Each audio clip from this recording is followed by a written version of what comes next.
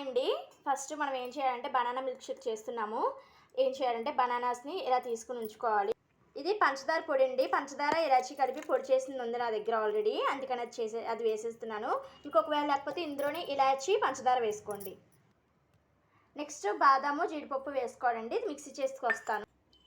కాజు బాదాము ఇవన్నీ వేసిన తర్వాత మిక్సీ చేసాం కదండి. ఇప్పుడు కాచి చల్లార్చిన పాలు, ఫ్రిడ్జ్లో పెట్టిన పాలు వేస్తున్నాను, చల్లగా ఉంటుందని. సమ్మర్లో చాలా చల్లగా చాలా బాగుంటుంది. ఇప్పుడు దీన్ని మిక్సీ చేసుకుందాం. చూడండి, ఇప్పుడు మనం దీన్ని హనీతో గార్నిష్ చేసుకున్నాం ఫస్ట్. తర్వాత మనం తయారు చేసుకున్న బనానా మిల్క్ షేక్ అనొచ్చు, స్మూతీ అనొచ్చు, ఏదైనా కానీ మనకి చల్లగా సర్వ్ చేసుకుంటే చాలా బాగుంటుంది. దీనిలోకి మనం ఇప్పుడు బాదాము